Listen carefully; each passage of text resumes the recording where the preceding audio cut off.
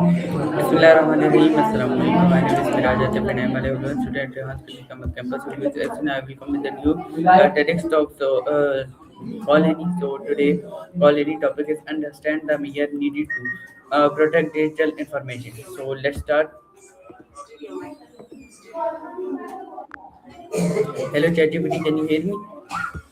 Hey there, I can hear you loud and clear. How can I help you, sir? Okay, I have a topic. I have a topic. Understand the measure needed to protect digital information. So my first question is, what is digital information?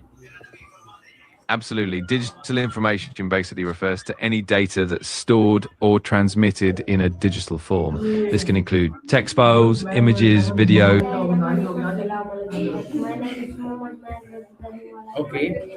So my next question is, why is protecting digital information is important?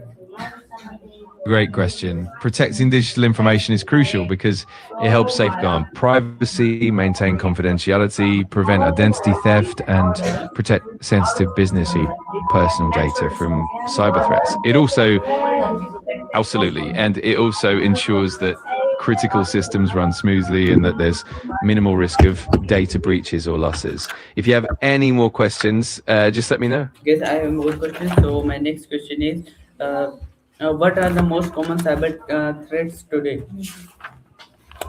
Yeah, absolutely. Some of the most common cyber threats today include things like phishing attacks, malware, ransomware, denial of service attacks, and even insider threats.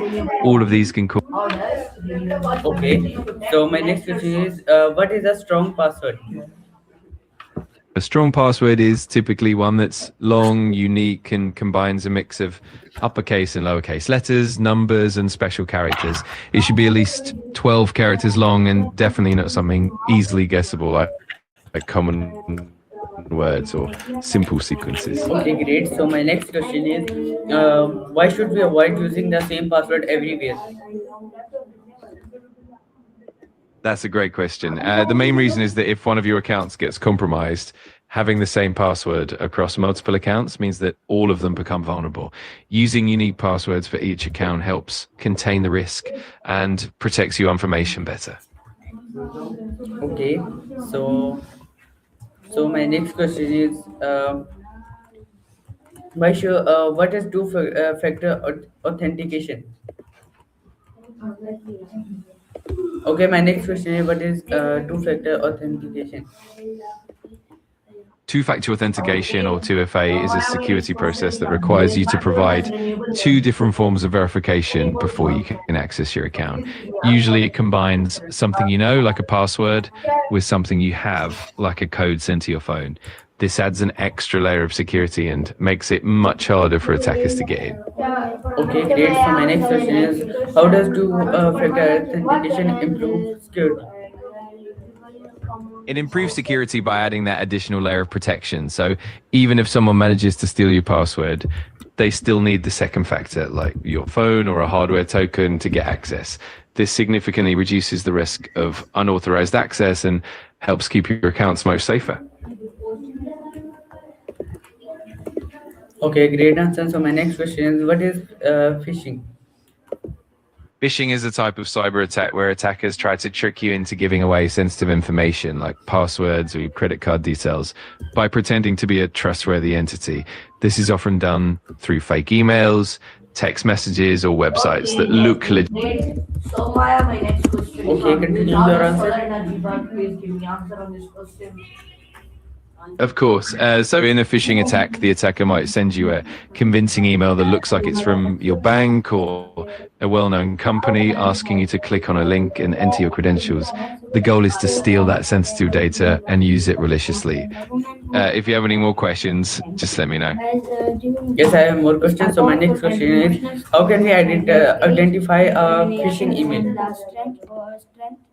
Great question. Some common signs of a phishing email include things like unexpected or urgent requests for sensitive information, poor grammar or spelling mistakes, suspicious links that don't match the legitimate domain, and generic greetings like "Dear customer." Being cautious and verifying the sender's authenticity is key. Okay, so my next question is, what should we do if we click on a suspicious link? So what are the We sh- advantages or disadvantages of Absolutely, we should avoid clicking on suspicious links because they can lead to phishing sites, malware downloads, or other harmful content that can compromise our security and privacy. Being cautious and verifying links helps protect us from potential threats. Okay, so my next question is, what is malware?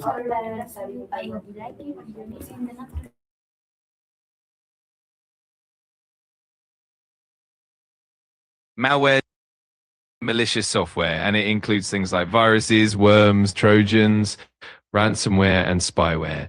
Its purpose is to damage, disrupt, or gain unauthorized access to systems, often causing harm to your data or your devices.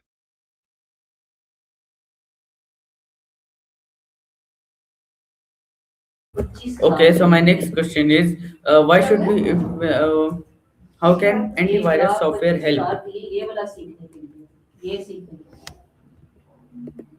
Absolutely. Antivirus software helps by detecting, blocking, and removing malicious software before it can cause harm. It scans your system for known threats, provides real time protection, and helps prevent infections, keeping your devices and data safer. Okay, okay, ChatGPT. So my next question is, how can antivirus software help? Antivirus software can help by continuously monitoring your system for malicious activity, scanning files for known threats, and blocking harmful websites or downloads.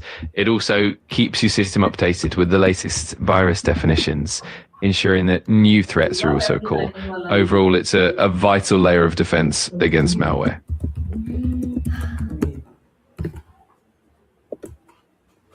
Okay, great. So my next question is, why should we update our software regularly? Updating our software regularly is important because it ensures that we have the latest security patches, bug fixes, and performance improvements. These updates help close vulnerabilities that attackers might exploit, keeping our systems more secure and running smoothly.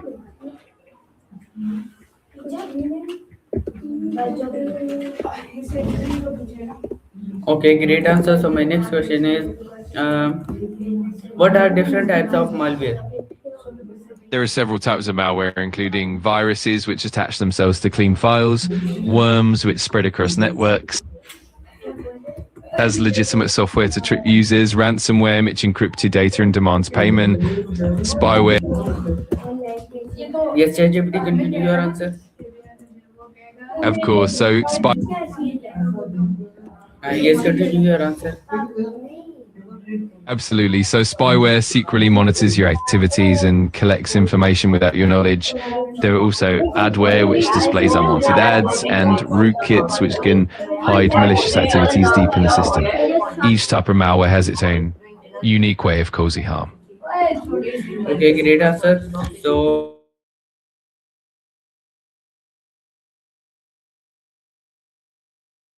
Antivirus software helps by scanning for known malware signatures, blocking suspicious files and websites, providing real time protection, and even removing any detected threats. It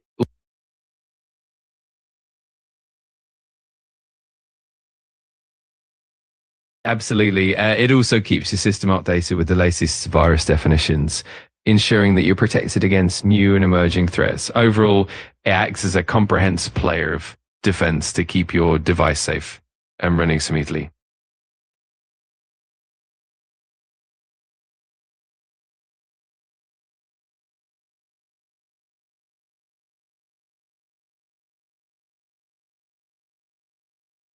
Sure. In addition to that, antivirus software often includes features like firewall protection, email scanning, and behavioral analysis to catch suspicious activity. All of these layers work together to keep your device and data secure from a wide range of threats.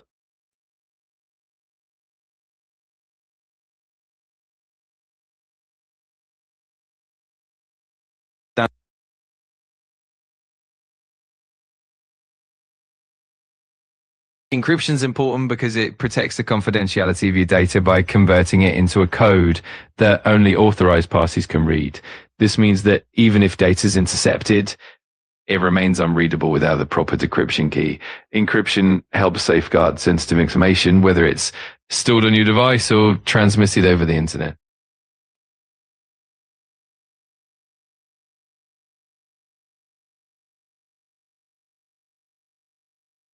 All right, I'm ready.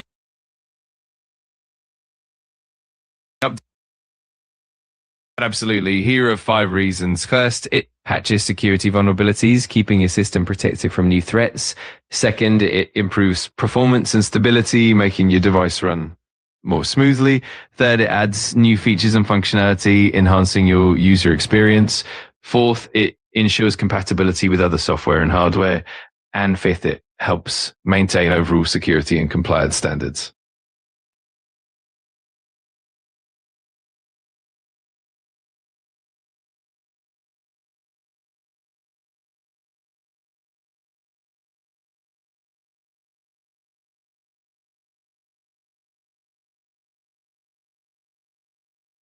Of course, here are 5 tips. First, always use a VPN to encrypt your internet connection. Second, avoid accessing sensitive accounts or conducting financial transactions on public Wi-Fi. Third, ensure that the network you're connecting to is legitimate and not a spoofed one. Fourth, keep your devices firewall and security software enabled. And fifth, avoid automatically connecting to public networks and always double check network names.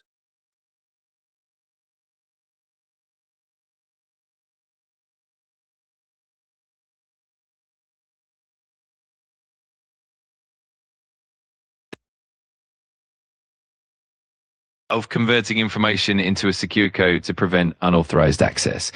Essentially, it transforms readable data into an unreadable format using encryption algorithms. Only those with the correct decryption key can convert it back to its original form, ensuring that sensitive information remains protected.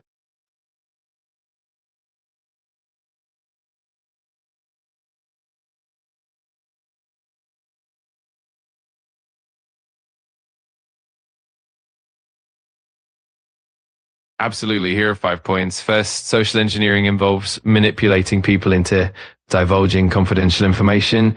Second, it often relies on psychological tricks, like building trust or creating a sense of urgency. Third, common tactics include phishing, pretexting, baiting, and tailgating.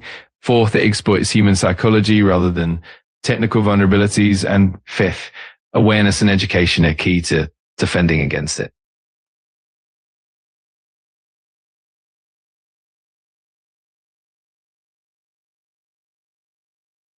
Of course, in addition to those points, social engineering can also involve tactics like impersonation, where attackers pretend to be someone you trust, and they might use information from social media to make their attacks more convincing. It's also important to verify identities through multiple channels and to be cautious with unsolicited requests. Ultimately, staying vigilant and skeptical can help you stay protected.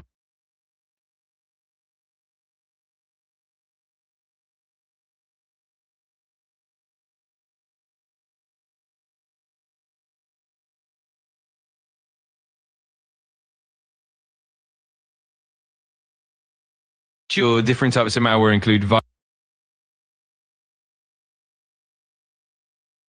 Absolutely. So different types of malware include viruses, which attach themselves to clean files, worms, which spread independently across networks, Trojans, which disguise themselves as legitimate software, ransomware, which encrypts your data and demands payment, spyware, which monitors your activity secretly, and adware, which shows unwanted advertisements. Antivirus software helps by scanning for known malware signatures, monitoring behavior for suspicious activity, and providing real-time protection. It also removes detected threats and keeps your system updated against new malware.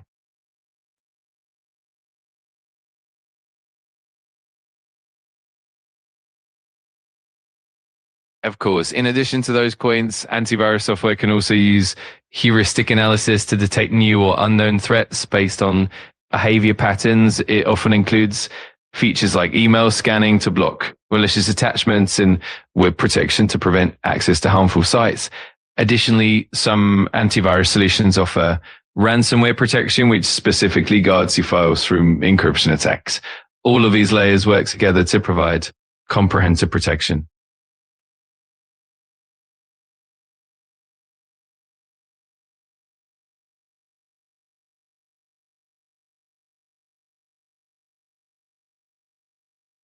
Great question. So encryption is crucial because it ensures that sensitive data remains confidential and secure, even if it's intercepted.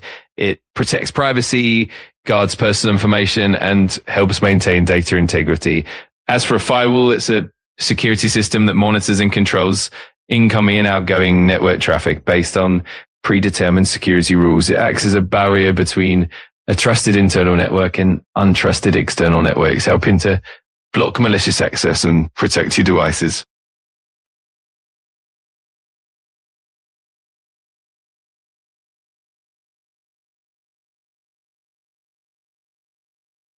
A VPN or virtual private network protects privacy by encrypting your internet traffic, which makes it much harder for anyone to intercept or monitor your online activities. It also masks your IP address, making your online identity more anonymous and helping you bypass geographic restrictions. Overall, a VPN adds an extra layer of security and privacy whenever you're browsing the internet.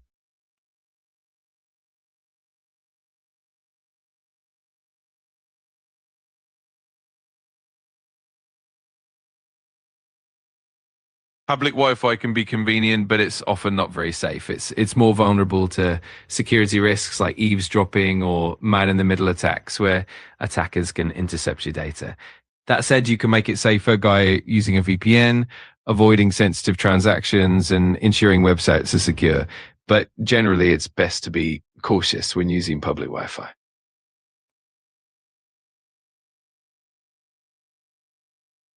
Absolutely. In addition, public Wi-Fi networks often lack encryption, making it easier for attackers to intercept data.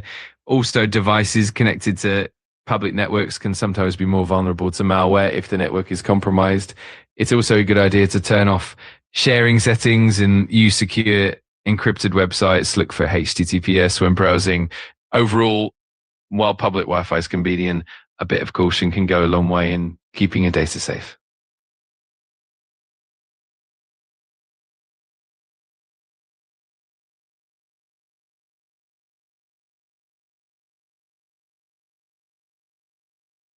Hackers often manipulate people through techniques like phishing, where they create fake emails or messages that appear legitimate to trick people into giving away sensitive information. They might also use pretexting, where they fabricate a scenario to gain trust, or baiting, which involves offering something enticing to lure victims into a trap. Another common tactic is social engineering, where they exploit human psychology like trust or fear to get people to divulge information. Ultimately, it's all about exploiting trust and curiosity to achieve their goals.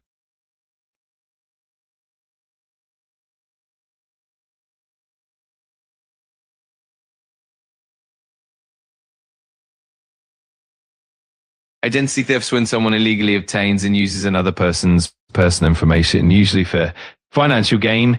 This can involve stealing details like your name, social security number, credit card information, or other personal data. Once they have this information, they might open accounts in your name, make unauthorized purchases, or even commit fraud.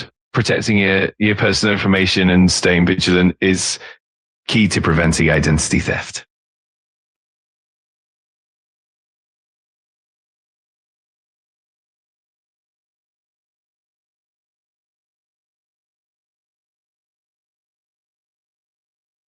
To prevent identity theft, it's important to use strong, unique passwords and enable multi-factor authentication whenever possible. Also, be cautious sharing personal information online, add on social media, regularly monitor your financial statements and credit reports for any suspicious activity.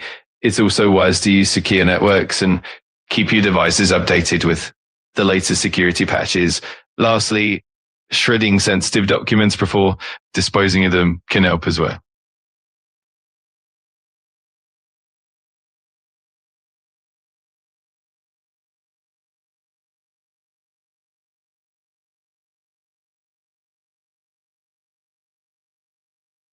Cloud security refers to the set of policies, controls, and technologies designed to protect data, applications, and services that are stored in the cloud.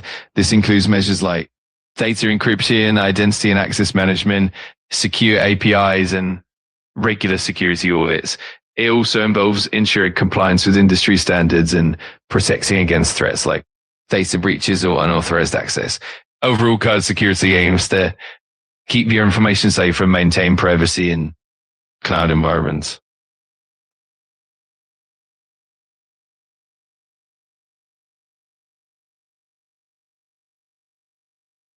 A digital footprint is essentially the trail of data that you leave behind while using the internet. It includes information like your online searches, social media activity, website visits, and any data you share or generate online. This footprint can be both intentional, like posts you make, or unintentional, like metadata collected by websites. Managing your digital footprint is important for maintaining privacy and security.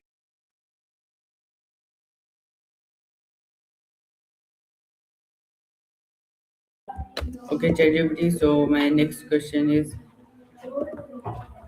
uh,